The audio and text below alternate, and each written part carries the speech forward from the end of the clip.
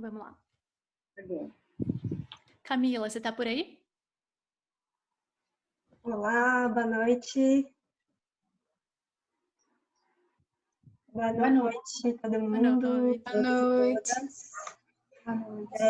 Eu sou Camila, faço parte da comunidade do futuro e é com muito prazer que eu estou aqui para abrir esse primeiro encontro lindo de saberes tão incríveis que a gente vai trocar daqui para frente. Bom, eu fiz um resuminho aqui de 5 minutos para introduzir vocês. Vou ficar aqui com a minha cola.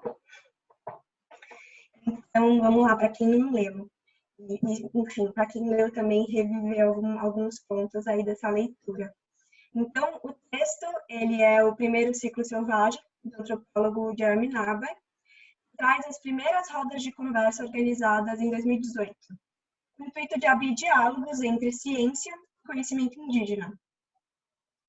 Quem mediou o evento foi Ayrton Krenak, que iniciou colocando: a vida não é algo que nos rodeia, mas do que fazemos parte, da qual fazemos parte. O principal cientista do Jardim Botânico, Sérgio Bessermann, prosseguiu discutindo os limites da ciência e questionando a palavra meio ambiente, com a frase: ambiente, environment, continua sendo ao seu redor. Isso para dizer que a gente não está separado, como a palavra meio ambiente insinua, mas a gente é parte da Terra. Aí a gente tem algumas abordagens que eu acho importante mencionar aqui. Aí ao longo do encontro, dos diálogos, eles vão mencionando vários antropólogos, pessoas de saberes indígenas, de culturas indígenas. E aí tem vários diálogos interessantes. O que eu acho importante mencionar aqui do antropólogo Luiz Eduardo Luna, enxerga o pensamento animista como uma saída para a atual crise ecológica e defender todas as espécies vivas. Ramu Kerriri, o ancião do povo de Sana, conta a história de como o mundo surgiu e que os humanos são parte da transformação, de acordo com as suas tradições, e os seres humanos saíram de uma canoa de serpente cósmica. História maravilhosa. O astrofísico Gustavo Porto de Mello falou sobre o mito moderno contado pela ciência. Tudo começou com o Big Bang. Somos um processo codificado de DNA que produz proteínas, uma serpente que morde a própria cauda. O xamã Moisés Piaco, que falou sobre as tradições do povo Axaninca, o grande espírito, a ayahuasca como chave do conhecimento. Ele traz que as árvores, os pássaros, os rios sabiam das coisas e a civilização moderna estava destruindo a natureza. A gente precisa unificar nossos conhecimentos. No segundo dia, a discussão se concentrou mais nas plantas e como elas possibilitam a vida na Terra. Então, a ativista Alice Workman trouxe a reflexão sobre a monocultura da mente e fez a seguinte pergunta: por que a regeneração do sistema não é considerada progresso? O professor de ecologia Fábio Scarano falou sobre a hipótese de Gaia, a inteligência dos organismos, e mais simples, e o seu poder de regeneração. Acrescentou: o conhecimento ancestral e a sua apreciação da natureza são uma parte necessária do futuro. O futuro é ancestral. O botânico Alexandre Quinet falou sobre o que aprendeu com o pajé Runi Coin, Oxin e Camuru, o cientista da floresta, como ele chama. Os pajés funcionam como intermediários entre pessoas e plantas, e as plantas podem fornecer conhecimento avançado a qualquer pessoa. A antropóloga Elsa Lagrow falou da dificuldade da ciência em dialogar com outros conhecimentos com diferentes partes de si mesma. As formas indígenas de conhecer fazem outras perguntas sobre o mundo que a ciência não faz. E o povo Runicuim lhe revelou mundos sobre os quais ela nada sabia. Por fim, o antropólogo etnobotânico Pedro Luiz enfatiza que o futuro dessas plantas não é tanto quanto remédios ocidentais. Mais importante, elas apresentam a possibilidade de comunicação com outras inteligências. Então, a gente tem a conclusão do Jeremy Narby, desse caderno, com essa seguinte frase que eu achei ela bem emblemática e magética. Em várias representações indígenas, a serpente cósmica envolve o mundo. A melhor imagem para a rede global de vida baseada em DNA, ela circunda a Terra, e o próprio DNA tem uma forma serpentina. Não sei se vocês conhecem aqui, Jeremy Naber, mas ele é autor do livro A Serpente Cósmica, o DNA e a Origem do Saber. E ele diz que essa obra é exatamente sobre como diferentes maneiras de saber podem coexistir, inclusive abrir um diálogo. E eu entendo que esse caderno em específico, ele é um pouco disso, que ele tenta trazer aqui nesses diálogos, nesses pequenos diálogos. E é um pouco disso que a gente fala nesse caderno. Obrigada, Cami. Vocês estão me ouvindo, galera? Se travar e de repente vocês me avisam. Então, como é que eu pensei, né? Como a Thay falou, cada encontro vai ser guiado por uma pessoa. E esse quem vai guiar sou eu. Mas enfim, eu sou a Lua, para quem não me conhece. Eu sou idealizadora do Futuro Possível, trabalho com educação para regeneração. E obrigada, Camila, pelo resumo, foi ótimo. Tu acabou pensando partes que eu anotei aqui para a gente falar sobre. E eu queria começar exatamente por onde tu começou, que é quando o caderno aborda essa questão, né, da própria linguagem. Então, quando é trazido para essa discussão de que a linguagem que a gente usa para falar da natureza, como meio ambiente, ou em inglês como environment, né, ele traz essa ideia de que a natureza ela é um pano de fundo para a nossa vida. Ela é um cenário, né, como se ela estivesse ali e a gente é o centro, a gente é que está no palco, nós somos os protagonistas, né? Então, quando eu li, e aí eu vou pensar uma coisinha por página, para que a gente abra aqui, para, né, vocês trazerem um pouco também do que vocês pensam, questionamentos, ou adicionar em cima dessas questões que eu estou trazendo, para que a gente forme um diálogo mesmo, né? Porque a minha ideia de um clube do livro é exatamente essa, de que a gente possa somar um na fala do outro. Então, não tem comentário errado, não tem perspectiva errada, a gente está aqui vivendo juntos essas questões que apareceram no caderno. Então, voltando para esse ponto especificamente, né, da própria linguagem, que traz essa ideia do meio ambiente, que traz essa ideia desse pano de fundo para a nossa existência, né, ela é própria, ela nasce nessa narrativa da modernidade que começa lá no século XVI, né, que é uma separação entre cultura e natureza. Então, quando a gente vê esse trabalho da Dante sendo feito, o trabalho do Ciclo Selvagem de Estudos mais especificamente, ele está falando exatamente sobre isso, como é que a gente devolve a conexão entre essas duas coisas, né? E qual é a melhor forma de fazer isso, se não dialogando com povos que nunca tiveram essa separação, que esse pensamento eurocêntrico, branco, nascido, né, no norte global, que se disseminou através do processo colonizatório e imputou sobre esses outros povos. E aí eu abro para, se alguém quiser comentar alguma coisa em cima, né? O que vem em vocês quando a gente fala dessa natureza como pano de fundo? Vocês veem isso acontecendo?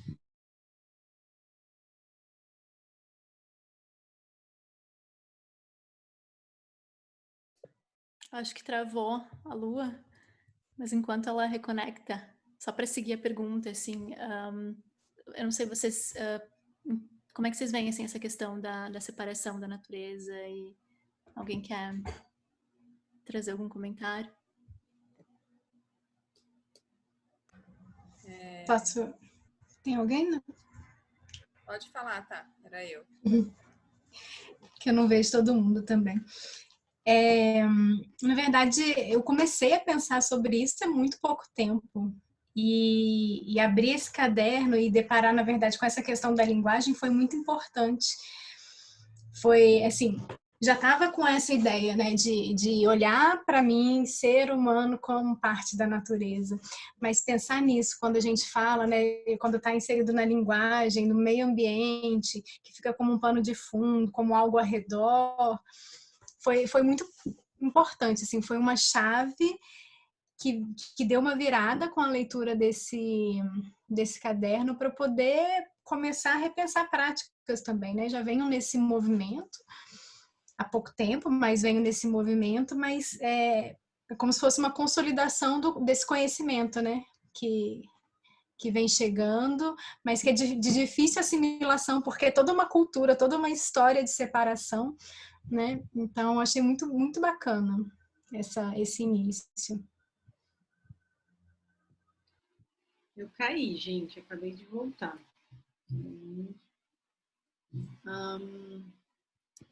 Mais alguém quer fazer alguma contribuição em cima? Oi, gente. Oi, Natália. Tudo bem? Eu acho que, assim, complementando um pouco do que a Thaís falou, né? Na verdade, a gente é uma chavinha que vira, e para mim, pelo menos, é uma chavinha que vira e que parece que é um caminho sem volta. A gente fica realmente, a gente enxergar dessa forma, a gente se enxergar como parte e é um misto, assim, de angústia, sabe, quase que infantil, com uma esperança também de que, não, beleza, a gente, ainda bem que virou a chavinha e a gente começa a buscar todos esses conhecimentos. Eu, enfim, comecei a estudar, eu sou arquiteta, tem 4 anos que eu comecei a estudar sobre sustentabilidade na arquitetura, e hoje estou finalizando o mestrado já entendendo que sustentabilidade é o basicão, sabe? Assim, regenerar é que é o caminho. Então, é uma angústia constante, mas que eu acho que é bom, que alimenta a gente a... Cara, a gente tem que mudar mesmo, porque não tem outro caminho. Então, eu acho que é um pouco isso. É uma chavinha que quando vira também, a gente fica assim, caraca, não precisava nem ter a chavinha para virar, né? Assim... São coisas que são tão óbvias, mas realmente a gente vive num mundo muito doido. Mas que bom que tem um monte de gente aqui pensando diferente. Eu ia falar um pouco disso também. Eu acho que essa desconexão, ela infelizmente é meio naturalizada, né? Então, quando a gente se dá conta que a gente entende o que a gente está perdendo, sabe? Até não se dar conta, a gente não consegue nem entender o que não... Como é que, né? O que a gente está perdendo, assim, não está desenvolvendo mesmo essa relação com a natureza e não está próximo, não está entendendo os ciclos e como as coisas acontecem, e especialmente a minha história, por exemplo, eu cresci em cidade por muito tempo, então muita coisa foi perdida, né, para mim nesse processo. E é um processo mesmo, assim, quando se dá conta, vem um pouco de tristeza, assim, de raiva, depois passa e aí vai, né, começa a construir essa relação e vai indo, assim, mas enfim. Não sei se mais alguém tem alguma coisa para... Eu tenho uma contribuição para trazer também. Vocês estão me ouvindo? Tá. Eu tive a oportunidade de, recentemente, eu trabalhava no Instituto Alana, e lá tem um programa chamado Criança e Natureza, e a gente lançou um filme recentemente que chama O Começo da Vida 2 Lá Fora, que justamente quis trazer assim como uma referência, assim, porque eles aprofundam muito nesse documentário, nessa reflexão de como a infância, né, nesse modelo de cidade, nesse modelo de sociedade que a gente vive, o quanto essa infância também está muito desconectada da natureza, né? E eles trazem um tema que eu acho bem interessante aqui trazer para a nossa discussão, que é o tema eles falam de um desemparedamento da infância, né? Ou um desemparedamento da educação, assim, o quanto a natureza ainda é vista, né? Como esse lugar de, menino, não mete a mão nessa terra que ela é suja, né? A natureza ainda tá muito associado à sujeira, né? À doença, e muito nesse lugar de separação, né?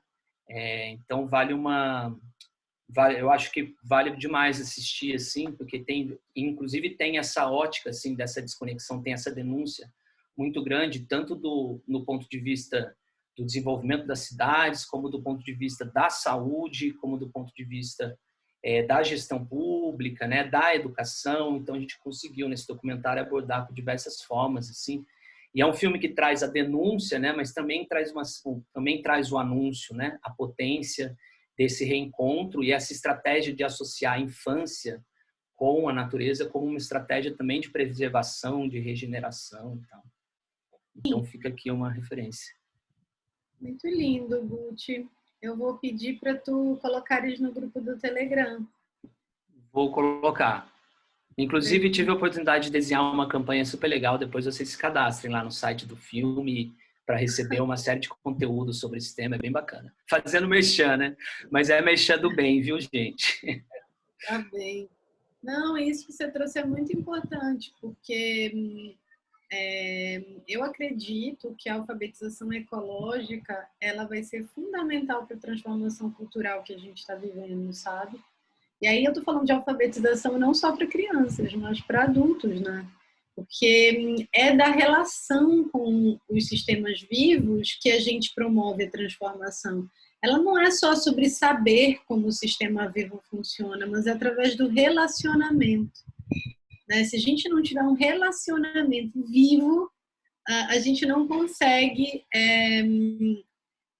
promover uma transformação, promover passos de ação. A gente vai ficar sempre ainda dentro dessa lógica que criou o problema, né? Que é uma lógica informacional, que é uma lógica racional.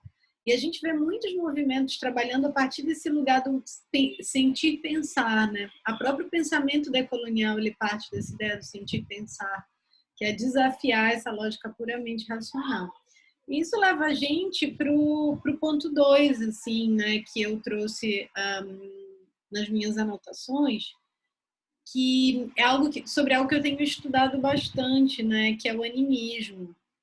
E ele traz dentro do caderno essa ideia de que o pensamento animista ele pode ser uma saída para a crise ecológica que a gente está vivendo, né? E para quem não tem tanta relação, né, com esse tema, ele fala no caderno, né, que esse pensamento animista é esse que enxerga que todos os seres são pessoas, né? A gente tem inclusive um artigo no blog do Futuro Possível que fala sobre o animismo, né? Um texto sobre um dos grandes nomes do animismo no mundo, falando um pouco sobre esse pensamento. E eu particularmente tenho uma paixão muito com essa base de entender que existe um outro com o qual eu posso me relacionar. E que esse relacionamento, ele promove uma abertura da nossa capacidade, ela promove uma abertura das nossas sensibilidades, né? Ele abre os nossos poros. E quando a gente vê nomes, por exemplo, como David Abram falando sobre o animismo, né? Falando que para o meu corpo animal, tudo está vivo, né? Uma sombra, a planta que está aqui do meu lado, eu posso estar com a minha atenção em vocês, mas o meu corpo animal, ele está vendo essa planta se movimentar e para esse corpo, isso está vivo, né? E que essa lógica, ela foi desarticulada assim na nossa mente, dentro dessa narrativa da modernidade, que fez com que a gente desarticulasse muitas habilidades, sensibilidades que a gente tem, que vão muito além da razão, né? E que é só a gente abrindo esses nossos outros campos de percepção que a gente consegue ver o mundo como vivo. E aí, a partir desse momento que acontece uma mágica, que tem alguns atores que dizem que é quando a gente é gaiado, né? Que é quando Gaia entra para ser nossa professora. Não precisa ninguém dizer nada, né? Nesse contato com o sistema vivo, Gaia ensina. E aí já era, e você foi pego. Passou a ter essa relação que é uma relação de extrema profundidade. Quando a gente fala, por exemplo, quando a gente traz nos valores do Futuro Possível a questão da espiritualidade, é por acreditar que esse relacionamento entre humanos e mais que humanos ou não humanos, né? Tem alguns autores que cada um vai chamar de uma maneira, é um relacionamento sagrado mesmo, né? Um relacionamento que promove esse milagre da transformação que a gente tanto busca, né? Dessa mudança de chave de um pensamento que é extremamente enrijecedor, é extremamente fragmentário, que nos separa, que nos divide, que reafirma uma ideia do individualismo, e a gente troca esse lugar por um lugar da organicidade, da relação, né? Desse conhecimento mútuo, do relacionamento com as comunidades e com esse nosso corpo maior. Então, bom, já falei muito. Alguém quer contribuir alguma coisa em cima dessa ideia?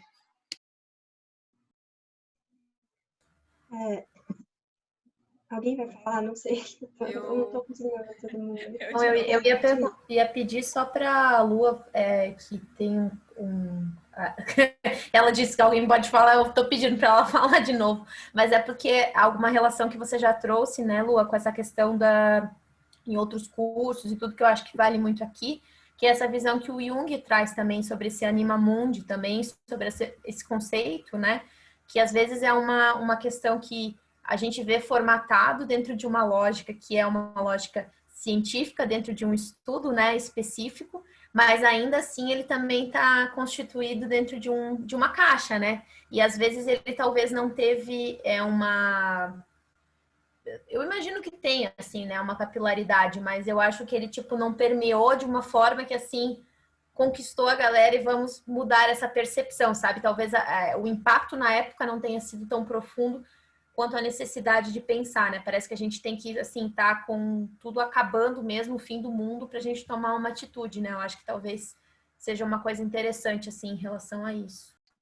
Sim, essa coisa do mundo vivo, né, da mandala do Jung, que fala que a gente só consegue ver o mundo como vivo quando a gente ativa os nossos 4 campos de percepção, né?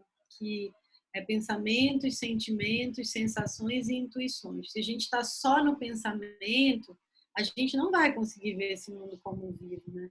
A gente precisa ativar as nossas sensibilidades, né? Então tem a ver com sentimentos, tem a ver com a nossa intuição, que é essa inteligência da natureza que existe dentro da gente. Né? As sensações físicas são muito importantes. Por isso que esse autor que eu falei, o David Abrams, tô assim apaixonada, porque eu venho lendo, me relacionando com esse tema, porque ele diz que isso é que é a magia que a gente diz, sabe? É quando a gente abre esses campos assim. E a gente dá esse nome de magia porque muitas vezes a gente não consegue elaborar racionalmente o que acontece, sabe? Que é uma limitação, né? Que o caderno também fala sobre essa limitação de compreensão que a gente tem. Então, por exemplo, o ponto anterior que a gente estava falando, do environment, do meio ambiente, isso é a maior prova da nossa limitação, porque a gente está traduzindo ela na linguagem, entende? A linguagem, ela cria o mundo, e quando a gente só tem essas palavras para falar sobre natureza, isso só mostra a nossa limitação também de relacionamento, né, com esse assunto. Renata?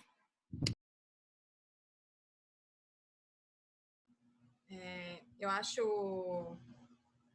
o caderno fantástico, né? Ele veio trazendo várias questões e puxando um pouquinho da primeira parte de quando a gente começa a perceber que a gente faz parte da natureza. Muito tempo eu trabalhei com sustentabilidade, pensando em sustentabilidade e espiritualidade, viver como coisas separadas. E a permacultura, principalmente, foi o que me trouxe de saber que é tudo uma coisa só. E eu acho interessante porque tem muitas coisas que nós estamos resgatando dos antepassados, dos conhecimentos antigos, mas eu sinto que muita coisa também transformando, porque, por exemplo, eu estava há pouco tempo atrás, eu estava no Peru, e lá eles têm muito desse mundo ânimo, né? Então, a gente vai fazer qualquer trilha, pede licença para as montanhas e todos têm nome, faz reverência. Só que quando chega a industrialização nos povoados, toda essa questão de, né, tem ali uma diferença entre eu achar que eu sou parte da natureza e eu estar fazendo coisas que prejudicam ela, que não condiz ao mesmo tempo, porque eu não tenho o conhecimento. E aí, indo um pouco mais atrás, eu não sei até onde veio, por causa da industrialização, por causa da mentalidade do Ocidente, ou até onde o homem, com a sua busca de mais conforto, mais segurança, foi, com o tempo, separando, né? Então, eu acho que é fantástico quando a gente coloca um espírito, uma cara, uma pessoa em cada uma das coisas, mas eu sinto que ainda não é o suficiente. porque vejo alguns povos, algumas coisas assim, e não só povos, né? Hoje é muito comum, inclusive aí no nosso meio, no Brasil, assim, as pessoas da cidade falando, ai, mãe sol, mãe lua, pai sol, mãe lua e tudo, e mesmo assim essa desconexão. Então, vou puxar esse ponto. Obrigada, Renata. É um ponto, mas a gente também precisa entender que esses povos também são impactados por essa narrativa, né? São oprimidos por ela. Então, que essa fala não pareça uma fala de uma cobrança, né? De tipo... Ah, sim. Desculpa. Não, justamente isso. Nós todos, né? Eu acho que é uma construção e... não é uma crítica, eu acho totalmente válido, mas acho que tem que ser coisas complementares, né? Eu até tinha notado aqui que nós somos partes da natureza, ele vem em muitas camadas. Eu acho que uma das camadas é essa de, eu faço parte da natureza, eu estou junto com outro sistema. Aí vem uma outra camada, tá, mas qual é a minha participação nesse sistema? Onde eu estou nesse sistema? Então, são várias camadas que vão se complementando, né? Não foi uma crítica, foi um apontamento de que a gente precisa ver sempre essa visão global. Eu sei que não foi uma crítica, mas é como tá gravando, eu falei assim, não, eu vou reforçar esse ponto, porque tem gente que não tá aqui, mas eu acho a tua fala super importante, por quê? Porque a gente vive numa realidade dualista, né? Então, quando a gente faz esse movimento aqui de reconhecer a importância do animismo, dizer que o animismo é uma saída para a crise ecológica, ou quando a gente fala da beleza que é a relação desses povos que não perderam essa relação, esse relacionamento com os sistemas naturais, a gente entra num modo de ou uma coisa ou outra, né? E é preciso entender que nós somos diferentes. Então, o que a gente está falando aqui, o trabalho que o Selvagem Ciclo de Estudos faz, é de mostrar e de fazer uma subversão dessa lógica de que só a sabedoria ocidental, científica, é que é uma sabedoria, um conhecimento válido, e dizer que todos nós ganhamos quando esse conhecimento ancestral é protegido e quando ele dialoga e impede igualdade com um sistema de conhecimento que foi desenvolvido aí ao longo desse processo, né, da modernidade. Então, eu acho que a gente está falando sobre um momento em que a gente está imaginando outros futuros a partir de inteligências que foram renegadas e apagadas ao longo dos séculos.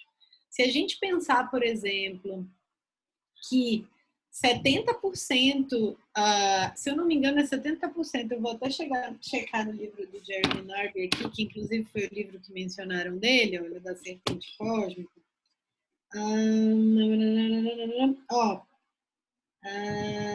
Até hoje, menos de 2% das espécies vegetais foram integralmente testadas em laboratório, por exemplo. A gente não conhece, né? Então, quando a gente fala que esses povos da floresta, eles guardam esse conhecimento da biodiversidade, isso é só um assunto para dizer da importância desse conhecimento, né? E como a gente relacionar com um conhecimento que também é um conhecimento importante, que é o conhecimento científico, a gente só está dizendo que esse conhecimento não é único, né? E que estamos todos aí nessa batalha de sair desse plantation da modernidade. Vai, Cami. Não, eu queria só trazer que, para mim, trazendo essa questão, né, do quanto a gente tem essa relação com a natureza e do fazer parte e, ao mesmo tempo, criações e a civilização contraditória, juntamente com a percepção, né, o Anima Mundi e o pensamento animista, eu acho que ele traz um pouco isso de a gente pensar além da matéria e que isso é possível, né, de que a gente, até trouxeram também a questão da educação, que é super importante e que a gente foi educado de uma forma racional e lógica. Então, para a gente, o que é vivo é na matéria. Se além da matéria a gente não consegue ver, não é vivo. Então, eu acho que essa possibilidade que o pensamento animista traz é a gente ver o além, a essência, né? O além da matéria. E mais do que tudo, a gente poder se questionar qual é a nossa relação com esse planeta, com essa natureza, né? Acho que é essa possibilidade que se abre aí. Legal. Tem alguém ainda com a mão levantada? Eu Natália. Ontem foi o Dia Mundial da Água, né? E aí eu fui ver, relembrar um TED Talk do Antônio Nobre. Antes de começar a estudar sobre isso, minha prima é meteorologista e trabalha no INPE, e aí eu fui descobrindo o Antônio Nobre e fui me apaixonando. E aí era um TED Talk dele de 2010 e ele falou uma coisa, né, 2010, 10 anos atrás, mas tão atual. Ele disse que uma vez escutou do Davi Copenau, que é um líder indígena que é até citado no caderno. Ele falou, pô, será que o homem branco não entende que se desmatar não vai ter chuva, e se não vai ter chuva ele não vai ter o que comer, o que beber? E aí o Antônio perguntou para ele, tá, mas como é que você sabe disso? Ele, os seres da floresta me contaram. E aí o Antônio disse que a primeira reação dele foi, caraca, eu aqui, cientista, com supercomputadores, tipo, estudando que o cara tá ali, né, os seres da floresta contaram para ele. E aí ele termina a palestra falando, vamos virar o Hubble para cá, sabe? Vamos virar ele de ponta cabeça e vamos mergulhar no nosso próprio mundo. É incrível ele até fala assim, ok, legal os confins do universo, a gente estudar essa parte, mas eu acho que é isso, sei lá, em algum momento parece que a gente perdeu a capacidade de olhar para si próprio e para o outro, para o lugar que a gente ocupa e para as consequências das nossas atitudes. A gente não olha para a natureza, a gente só usa. E aí a gente está começando, começa a olhar quando começa a faltar o ar, a faltar água, a voltar tudo que a gente faz contra a gente mesmo. Sei lá, eu acho que é um pouco essa falta de capacidade, falta de empatia, não sei. Eu acho que é um pouco essa falta de olhar, é virar o Hubble mesmo. Acho interessante. Legal, adorei que eu falo, Natália. Tem um rapaz com um sobrenome difícil como... Oi, Celeste. Não é tão difícil assim. Não, eu queria só fazer um comentário e talvez já uma pergunta aí para a próxima fase. Eu acho que eu vi um pouco das discussões que vocês já tiveram em outros fóruns aí. Eu estou adorando toda a forma que vocês conduzem as discussões. Estou achando incrível. E pensando nessa questão do animismo, né, e dessas cosmovisões que a gente tem dos povos indígenas, a gente até teve algumas discussões já no Telegram sobre como, à medida que o tempo foi passando, essas narrativas foram sendo alteradas, né, e como isso influencia na nossa espiritualidade, né? Acho que a espiritualidade é um tema que vocês tocam muito, né? Que eu acho que é muito relevante.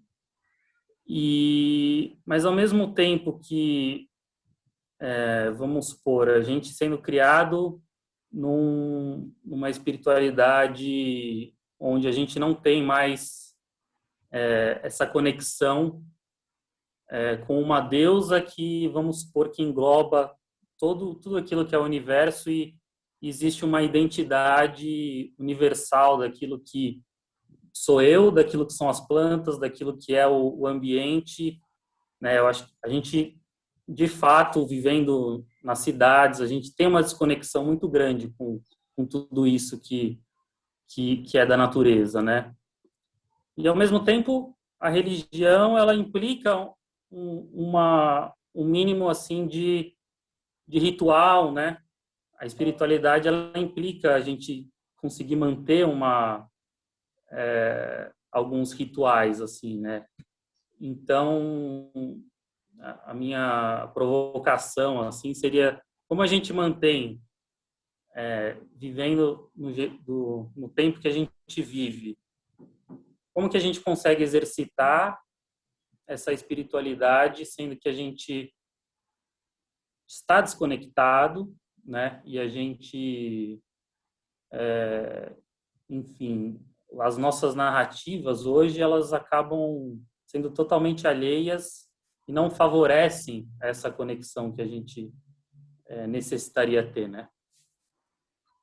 Boa, Celeste. Espera aí que a minha filha vai entrar aqui, mas eu tenho uma resposta não,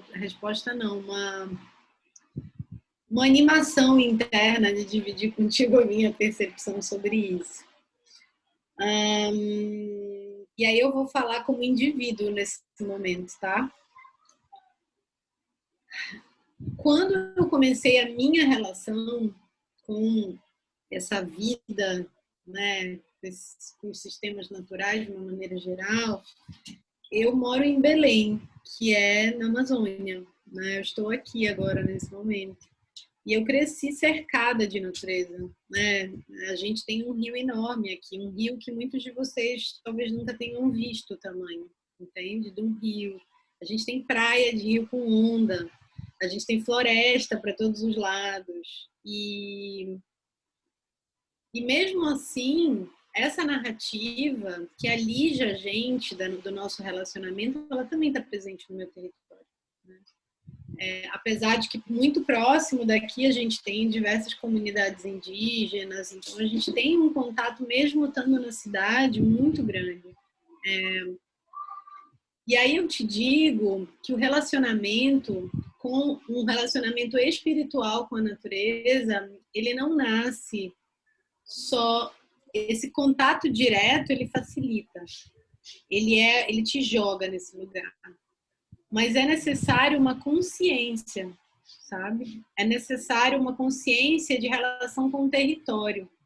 Então, é necessário eu compreender, eu abrir os olhos, assim, ver aonde eu vivo, o que existe ao meu redor, qual a minha relação com a minha comunidade. E é preciso lembrar que a natureza, ela existe dentro de mim.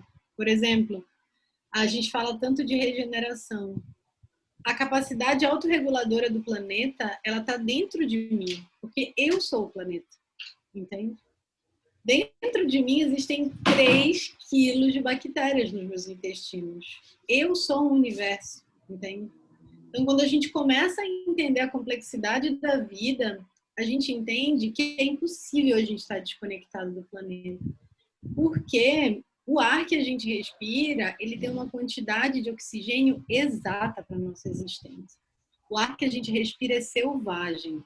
Ele é produzido por uma cooperação entre inúmeros seres que estão no Ártico, seres que estão no deserto. Por exemplo, a gente na Amazônia sofre muita influência dos ventos que vêm do deserto do Saara. E quando a gente começa a ver e a entender, a ter consciência da interconexão entre tudo que existe, tu entende que a natureza está em todo lugar. Tu começa a entender esse lugar sagrado da vida, entende? Tu começa a olhar, por exemplo, esse computador que a gente está olhando aqui na nossa frente. Ele é feito dos ossos da terra. Tem peças que são retiradas pela mineração de dentro da terra. Tu quer uma relação mais profunda com a terra do que está conectado com os ossos dela. Só que para a gente ter olhos de ver, a gente pode ter vários caminhos para chegar em ter olhos de ver. A gente pode nascer dentro de uma comunidade que já tem essa conexão profunda, né, com os seres da natureza.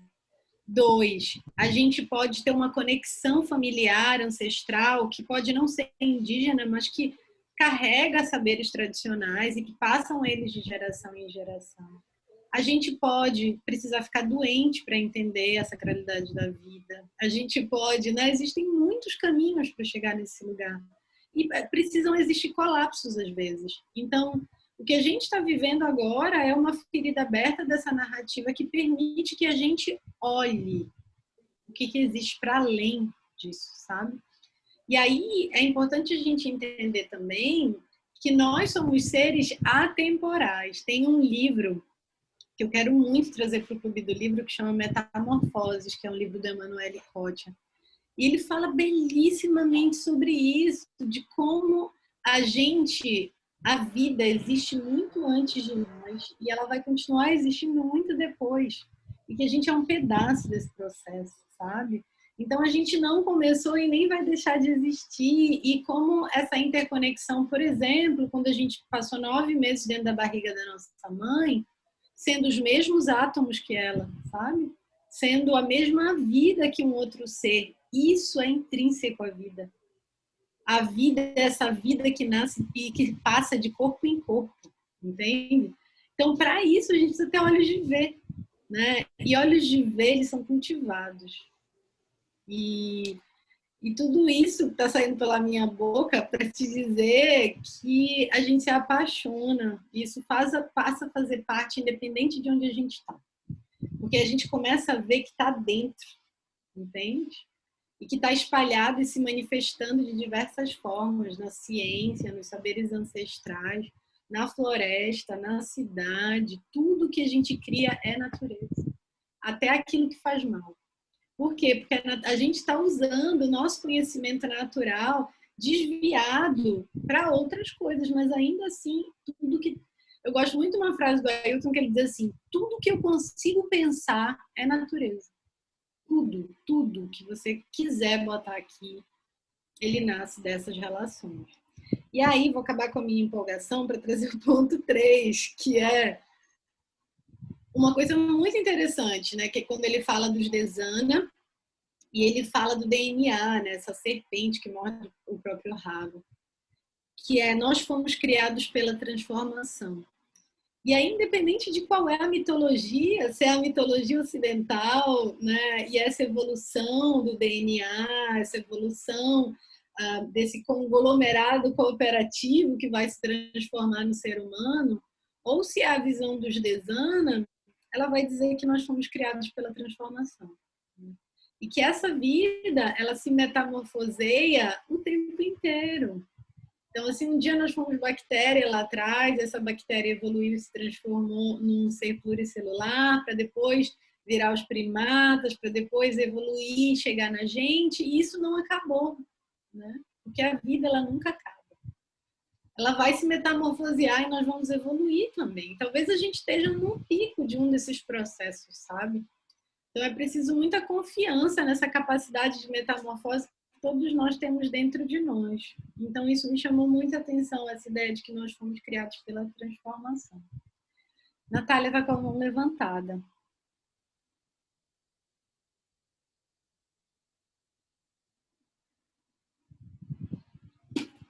Você está no mudo. A Natália, eu? Você, que está com a mão levantada. Tava? Tá aí. É porque eu... Não é tu, Lopes, é a Borges. Ah, tá. Eu até gosto de falar, mas eu tô me contando aqui porque a galera fala também. Boa noite primeiro. E queria falar que, primeira fala, assim, que eu estou muito feliz de estar fazendo parte, de estar aqui com vocês nesse grupo, porque é uma coisa que eu já procurava há muito tempo. Acompanhando tudo possível e algumas coisas do Selvagem também. E aí, quando eu vi que ia ter o clube de leitura, eu fiquei super empolgada, assim, porque concordo com tudo que tu estava falando, Lua. E quando o colega estava perguntando isso, né, eu pensei a mesma coisa, assim, de que a gente tem que ter essa consciência de que nós somos natureza, né? Porque não tem nada diferente disso, sabe? A gente nasceu do mesmo lugar, faz parte da mesma terra, e vai voltar para ela, vai ser alimento dela também, né? E aí, fora isso,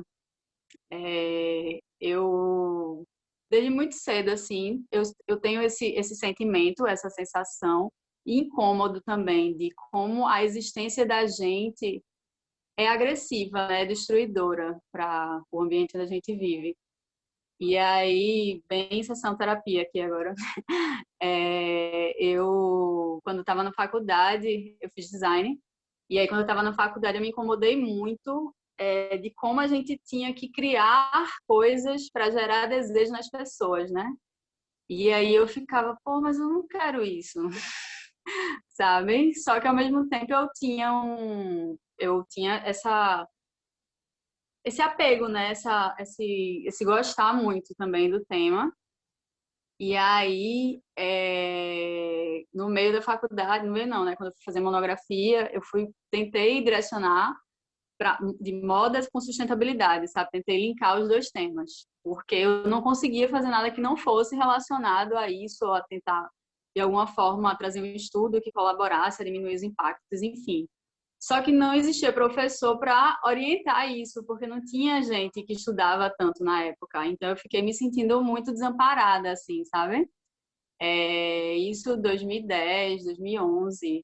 E eu ficava, poxa, como é que as pessoas não pensam nisso? Eu ficava me sentindo meio doida, assim, meio louca, porque era como se eu fosse a única pessoa que pensasse nesse tipo de relação.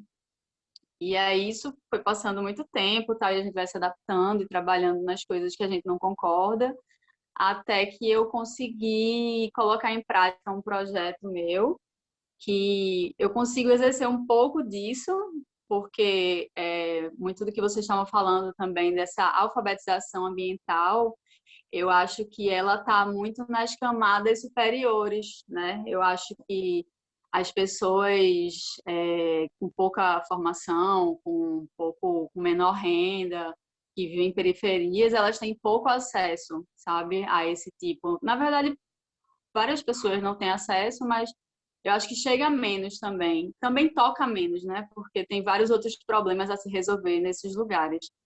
Mas atualmente aí eu dou aula de costura, né, para mulheres em situação de vulnerabilidade.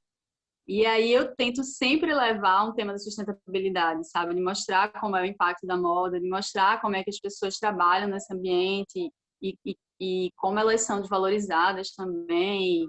E trazer essa consciência, porque eu acho que é isso, tudo é consciência mesmo, consciência de que a gente faz parte disso aqui e tudo que a gente constrói, criou, vai gerar algum impacto.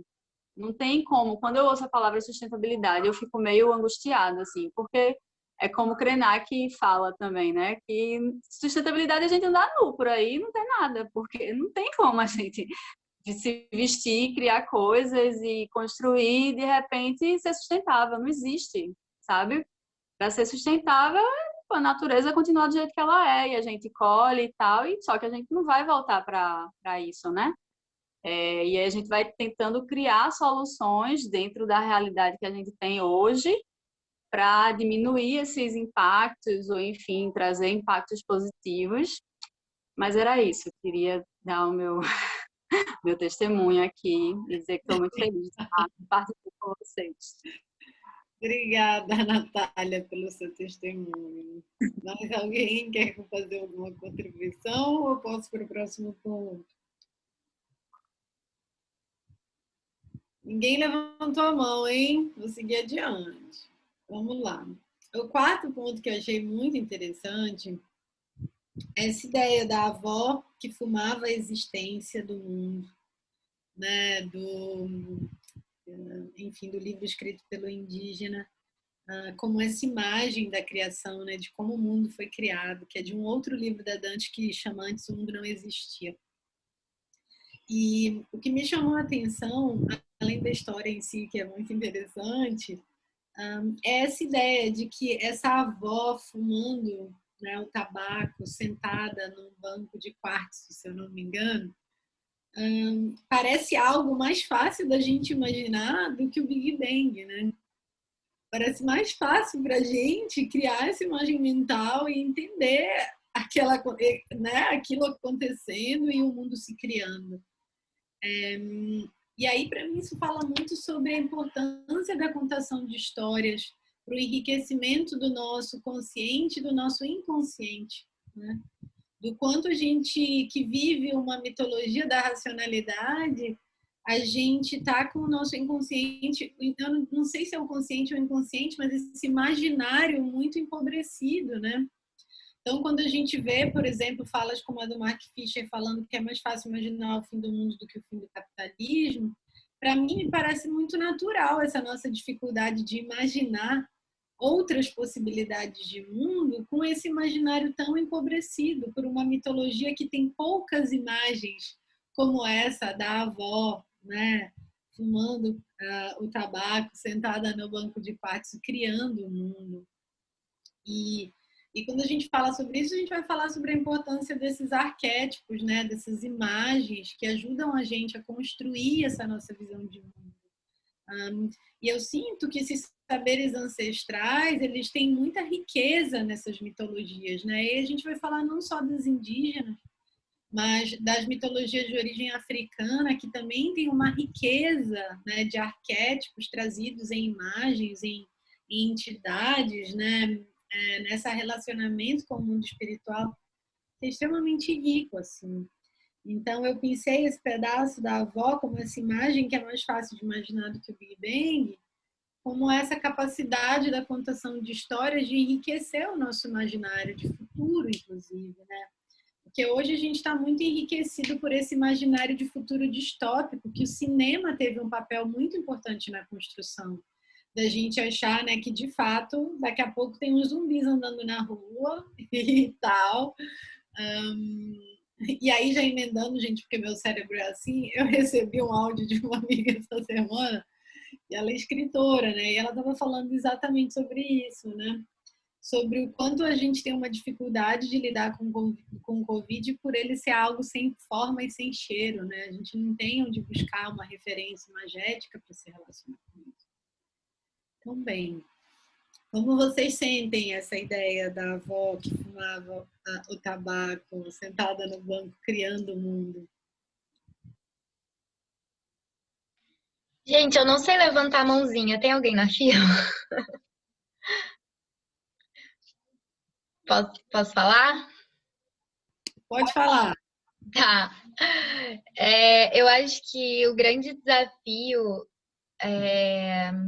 do nosso tempo, assim, né, e dessa proposta do Selvagem, é fazer esse diálogo, porque a gente não está tentando voltar, né, para um lugar onde só os saberes tradicionais e as superstições elas existiam, porque o mito sempre guiou essas sociedades antigas, mas agora a gente tem esse saber científico, né, esse conhecimento técnico, e não tem como descartá-lo.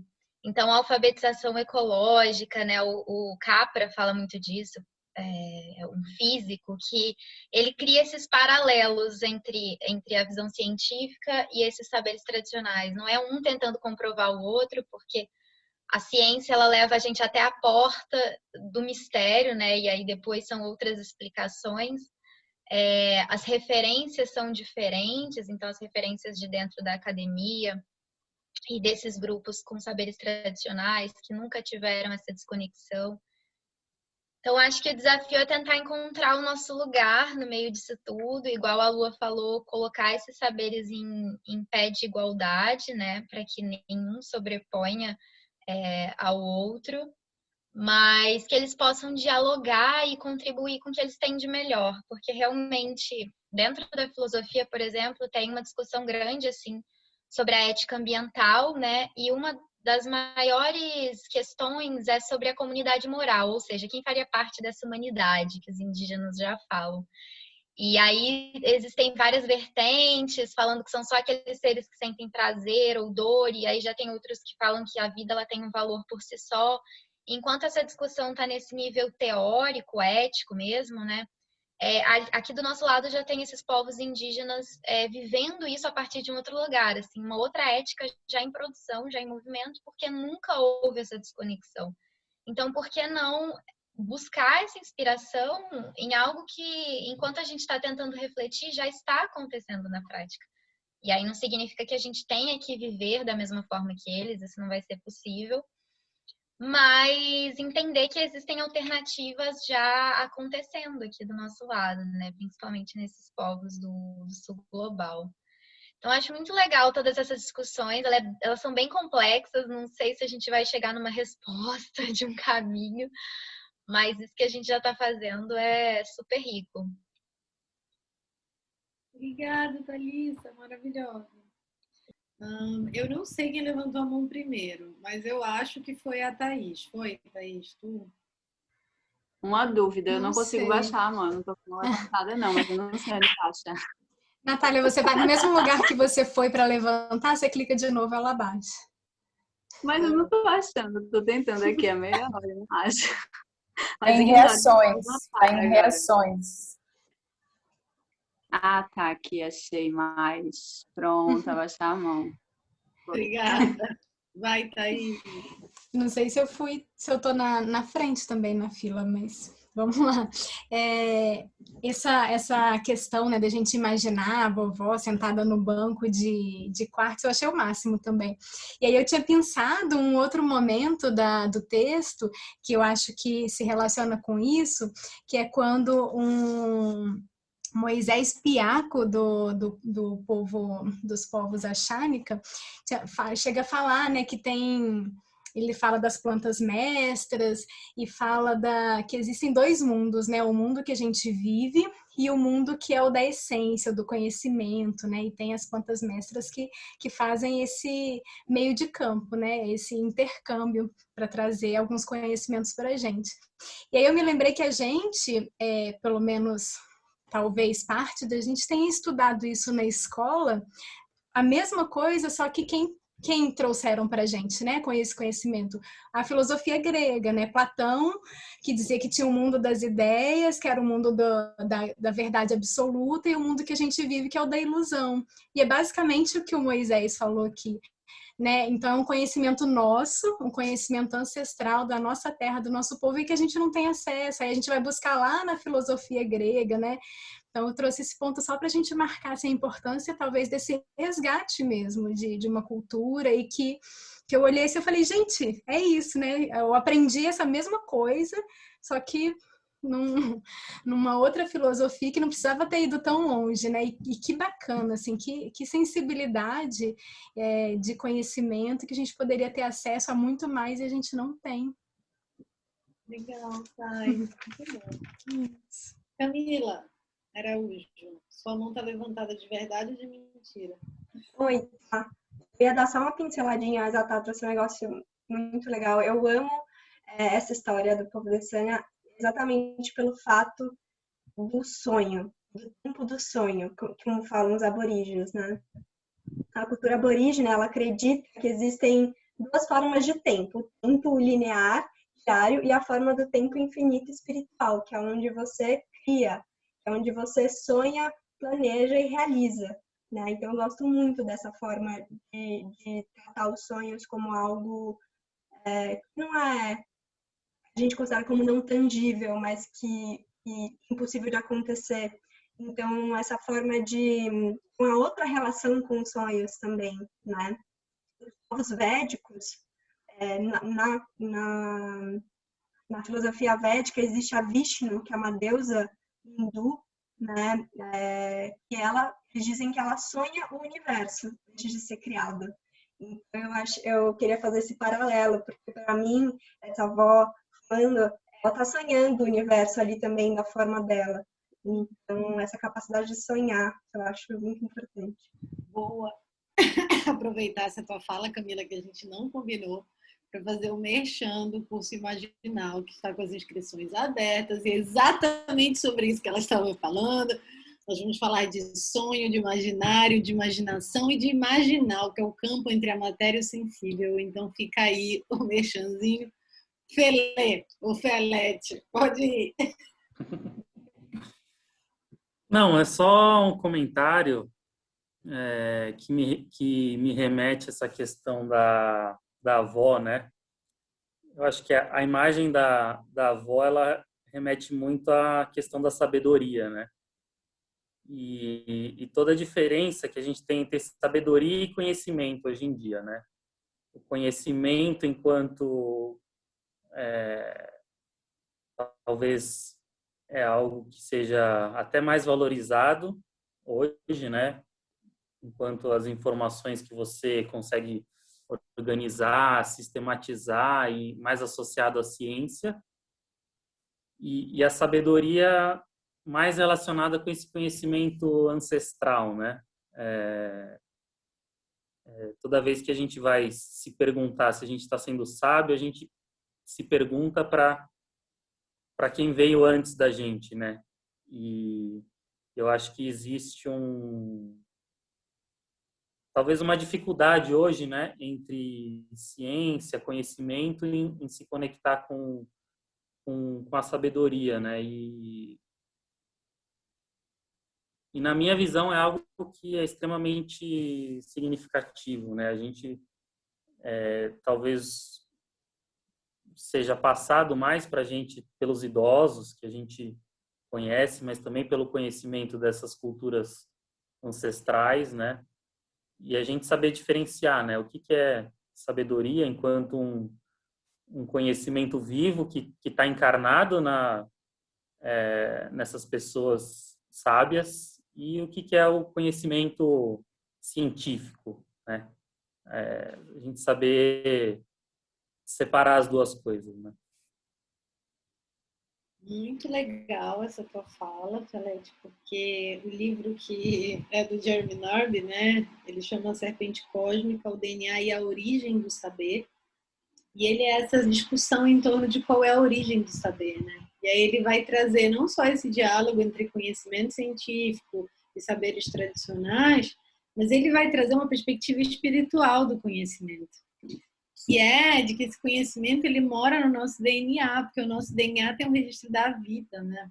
E aí ele vai falar que comunidades tradicionais dentro desses rituais, como a ayahuasca, muitas pessoas veem as serpentes, né?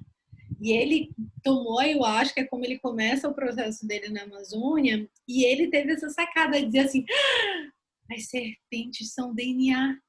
Então, ele começou a entender que os xamãs, eles desciam a nível molecular e acessavam o conhecimento que está no nosso DNA. Então, um conhecimento, quando a gente fala de intuição, de sabedoria, é um conhecimento intrínseco, né? Então, de todo o conhecimento do mundo está dentro da gente, né? E aí esses guias, esses faróis, essas pessoas que conseguem descer até esse lugar, elas conseguem acessar qualquer conhecimento sobre o qual a gente já teve acesso, né? E aí é muito lindo, eu tô dando um puta spoiler do livro aqui, mas eu digo para vocês que vale cada página. Olha, o livro é grossinho, assim, eu li numa noite, porque tu não consegue parar de ler integrado a história, assim. É muito incrível. O Jeremy Narby é incrível, e enquanto um de vocês falava sobre essa coisa, né, a gente não pode negar o conhecimento da modernidade, mas a gente quer também beber nessa fonte dos conhecimentos ancestrais. O Jeremy Narby, ele chama isso de bilinguismo, né? Essa capacidade de você falar duas línguas. E ele fala no caderno sobre isso, né? Então, ele chama também de bicognitivismo. Tem, inclusive, um vídeo dele no YouTube do Ciclo Selvagem falando só sobre bicognitivismo, que é você acessar esses dois tipos de conhecimentos diferentes, né? Aí, no caderno ele fala que a modernidade não está interessada em falar duas línguas, ela só está interessada em falar a língua dela, mas a gente pode desenvolver essa habilidade de ser, né, de falar, talvez não de ser fluente nas duas, mas de se alfabetizar nas duas línguas minimamente. Então isso eu acho bem interessante. E aí, eu não sei se eu pulo logo para o ponto em que eu ia falar sobre a ayahuasca, que eu achei bem interessante quando ele traz isso, mas antes eu queria passar por essa pergunta, né, que ele traz, que é por que a regeneração do sistema não é considerado progresso, né? Porque isso é muito uma chave, assim. E é uma chave porque a economia ela está no centro ela sustenta esse sistema de pensamento, ela sustenta esse paradigma, né? A gente construiu essa sociedade, a gente não, é porque eu não comecei nada, né? Mas a gente, enquanto humanidade que desceu ali, saiu colonizando e etc., esse sistema todo está estruturado em cima da economia. E quando a gente vira essa chavinha do que a gente coloca como KPI, né, que é como a gente chama, indicador de sucesso, se é o crescimento econômico infinito, ou se é o bem-estar das pessoas, ou se agora a regeneração dos sistemas vivos pode entrar como um indicador de progresso, um indicador de sucesso dentro das organizações, dentro da sociedade, né? Indo ainda em nenhum lugar falando dessa maneira, essa pergunta. E achei bem interessante trazer. Não sei se alguém quer contribuir alguma coisa em cima, ou se eu posso passar adiante, que eu estou preocupada com o tempo. O que vocês me dizem? Posso seguir? Eba. Daí, eu vou pular para o ponto da ayahuasca, que ele fala, né, da ayahuasca como escola universal. E aí é muito interessante essa ideia, gente, porque no livro do Jeremy Narby, ele dá muitos spoilers nesse caderno sobre o livro dele. Mas no livro dele, ele faz um comparativo muito interessante, porque ele diz assim, que a universidade mais antiga que a gente tem no Ocidente, ele dá, sei lá, não vou saber exatamente quanto é, mas gira em torno aí de 1000 anos. E a ayahuasca, ela é uma escola de pensamento e de saberes e de conhecimento com 5000 anos. O quanto esse conhecimento evoluiu, né, ao longo de 5000 anos. E o quanto ele resistiu para continuar existindo, se espalhando pelos territórios, né? E ele traz no livro também essa questão de que as cerimônias elas não são conduzidas só por indígenas, mas ela é conduzida por muitos mestiços que são meso-indígenas, né? Tem essa ancestralidade e por isso seguem levando adiante esse conhecimento. Então, para mim, e já ouvi também a Ana Dantes, que é a editora e, enfim, fundadora da Dantes, falando sobre isso de maneira muito empolgada, inclusive indico o podcast com ela, que eu entrevistei ela no Futuro Possível, ela falando assim, pô, de milhares de anos, né, numa universidade do universo, efetivamente. Então, assim, pô, tá ali, né, e poder acessar isso junto com eles é de, enfim, de uma sacralidade maravilhosa. Alguém quer contribuir algo em cima de ayahuasca e de conhecimento escola universal? Eu achei bem interessante a parte que o povo Axaninca, né, eles tratam da ayahuasca, porque está implícita com a ideia de duas naturezas do ser humano, né? Uma natureza que seria mais do conhecimento, do dia a dia, e uma outra natureza que é essa dimensão mais espiritual, né? E como que eles, a partir dessa experiência com a ayahuasca, eles conseguem se conectar com essa outra dimensão do ser humano, né? E me parece, assim, é algo difícil de você ter uma contrapartida, assim, né? No mundo ocidental, né? E como que para você fazer essa experiência, para você fazer essa travessia para esse lado espiritual, você tem que estar, de certa forma, preparado para essa experiência, né? Não adianta você simplesmente querer tomar a ayahuasca e você achar que você vai entrar em contato com alguma essência diferente e você acabar tendo aquela bad trip, né? Então, eu achei interessante como é algo que você prepara o espírito para uma experiência de entrar em contato com algo que é da sua natureza, mas que você não consegue acessar assim tão facilmente, né? Super, Felete. E aí uma pessoa botou no chat, né, dizendo que a ayahuasca é para todo mundo, mas nem todo mundo é para ayahuasca, Thaís. E eu acho que isso que tu trouxe fala muito sobre essa importância do ritualizar, né? Que é de entender como sagrado, assim. Então, para os povos, né, indígenas que fazem uso disso, eles enxergam como uma medicina, né? Algo que é preciso ser ritualizado, algo que tem uma preparação. No próprio caderno ele fala, né, que eles precisam se preparar para acessar, até porque é um diálogo com um conhecimento que a nossa mente às vezes não consegue processar, né? Então é muito bom. Eu acho extremamente interessante esse assunto. Eu navegaria, já naveguei num curso com o livro dele, porque eu acho essa discussão muito nutridora, assim. E aí, um outro pedaço um pouco mais na frente, né, ele fala esse fato da ayahuasca e a psilocibina estarem sendo estudados por essa ciência ocidental, né, especialmente na utilização em tratamentos de depressão, mas ele fala, né, que na verdade ela não é só uma visão fármaco alguma coisa, né? Tem uma palavra para isso. Que na verdade eu acho que ela é uma possibilidade de comunicação com outras inteligências, né? Com outros saberes, com outros conhecimentos. Então acontece, né, dela poder ser usada durante esse processo e a ciência está descobrindo como é que faz isso.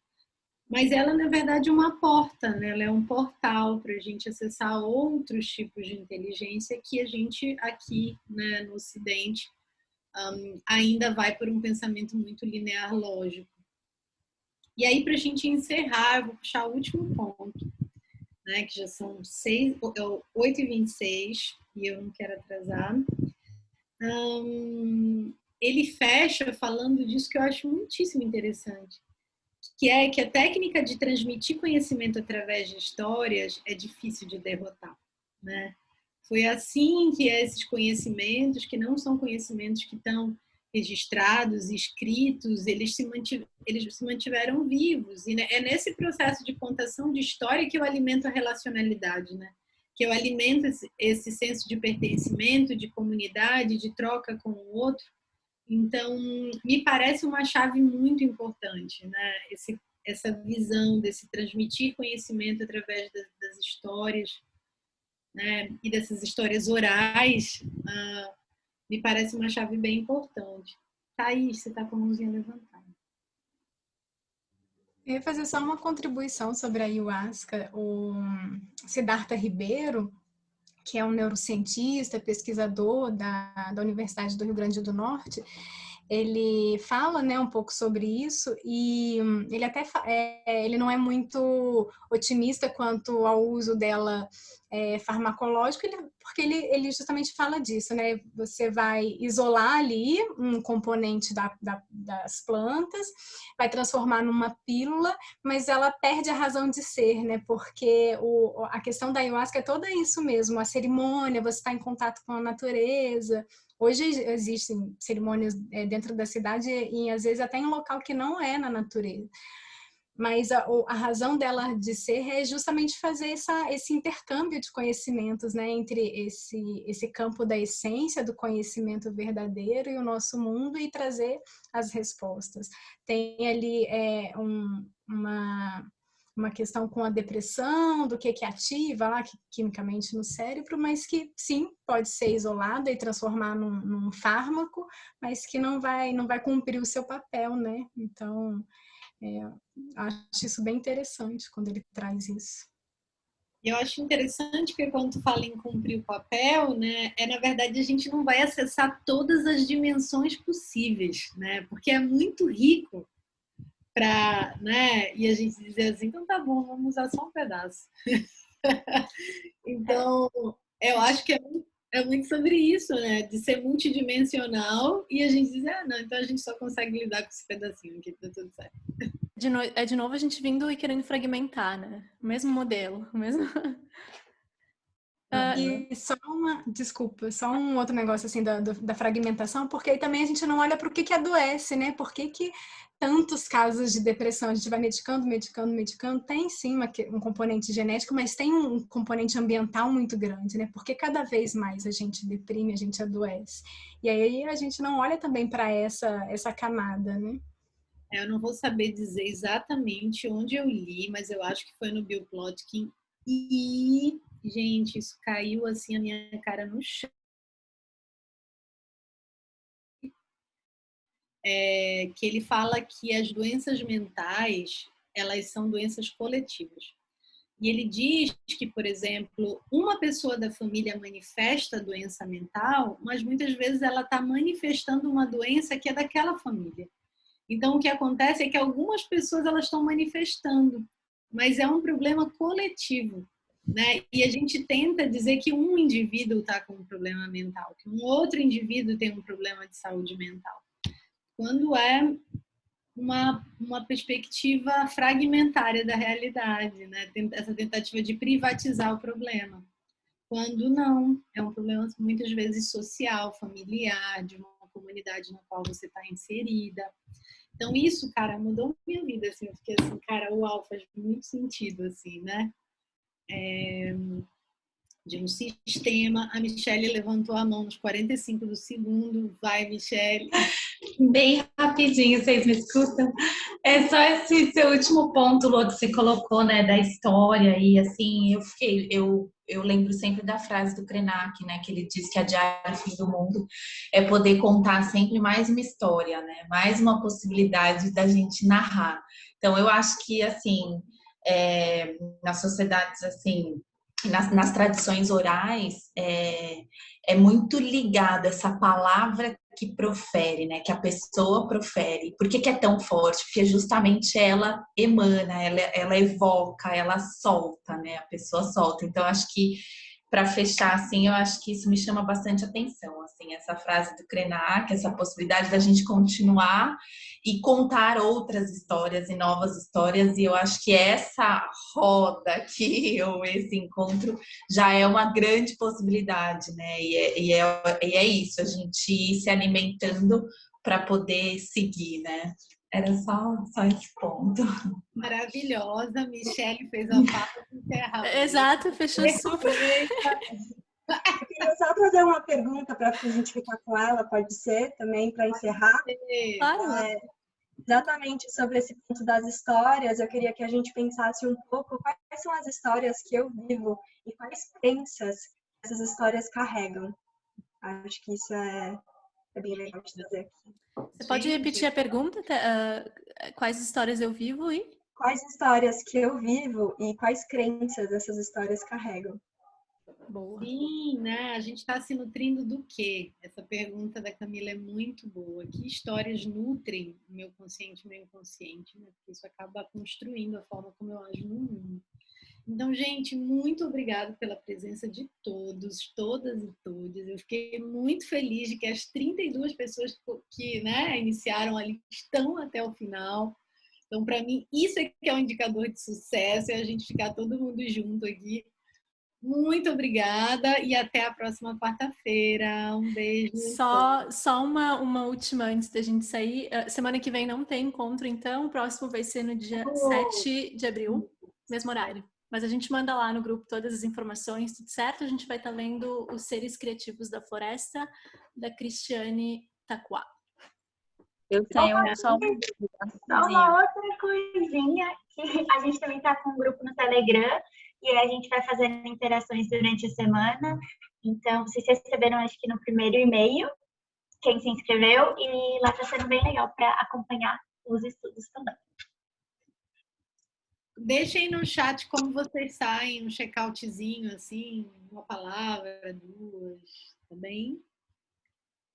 Um beijo em todos, todas. Obrigado, queridas. Um beijo, Felete, obrigada. Tchau. Muito bom. Tchau, boa noite. Bom descanso, boa noite, tchau. Boa noite. Tchau, gente. Obrigada. Boa noite.